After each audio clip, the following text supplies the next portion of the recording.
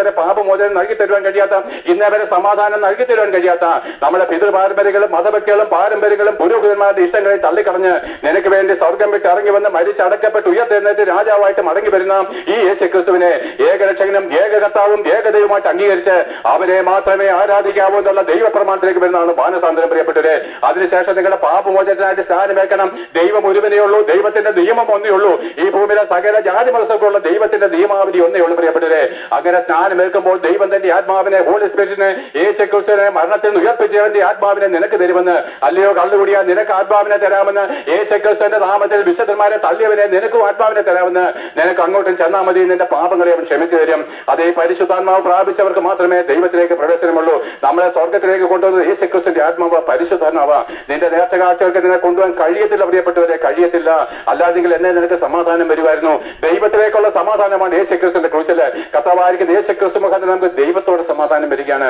ആവട്ടെ പ്രിയപ്പെട്ടവരെ, നിങ്ങൾക്ക് ആർക്കെങ്കിലും ഇന്നവരെ പാപമോചനം നേടിയിട്ടില്ലെങ്കിൽ, ഇന്ന് മരിച്ചാൽ എങ്ങോട്ടാണ് പോകുന്നത് നിങ്ങൾക്ക് അറിവില്ലെങ്കിൽ, ഈ സത്യത്തിലേക്ക് മടങ്ങി വന്നാൽ നിങ്ങൾക്ക് സമാധാനത്തിലൂടെ മരിക്കാം, നമുക്ക് ദൈവത്തോട് ജീവിക്കാം. ആട്ടെ, ഞാൻ ഇത്രയും പ്രസംഗിച്ചല്ലോ. എന്റെ പേര് വിജയഗോപാൽ എന്നാണ്. റാന്നി അയിരൂർ സ്വദേശിയാണ്. ഹിന്ദു മതവിശ്വാസത്തിൽ ജനിച്ചവനാണ്. യേശുക്രിസ്തുവിന്റെ സുവിശേഷം പറഞ്ഞവരെ പരിഹസിക്കുന്നവനാണ്.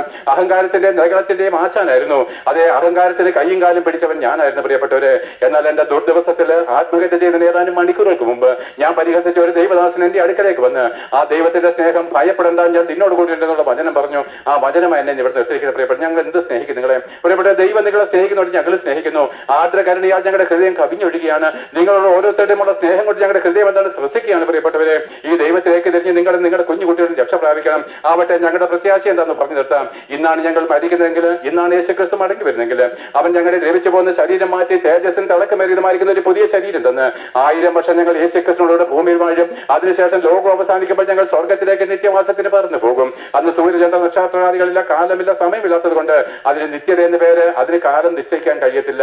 എന്നാൽ പ്രിയപ്പെട്ടവരെ, നിങ്ങൾ എല്ലാവരും വരണം പ്രിയപ്പെട്ടവരെ. നിങ്ങൾ നിങ്ങളുടെ കുഞ്ഞുകുട്ടികളും എല്ലാം യേശുക്രിസ്തുവിലേക്ക് തിരിയണം. അതിനകത്ത് ഹിന്ദു എന്നോ ക്രിസ്ത്യാനിയെന്നോ മുസ്ലിം ഒന്നും ഇല്ല, പള്ളിയിലച്ചനെന്നോ തിരുമേനിയൊന്നും ഇല്ല, ദാസനെന്നോ യജമാനൊന്നും ഇല്ല. എല്ലാവരും മനുഷ്യനാണോ, എല്ലാവരും യേശുക്രിസ്തുവിലേക്ക് തിരിഞ്ഞ് രക്ഷ പ്രാപിക്കണം.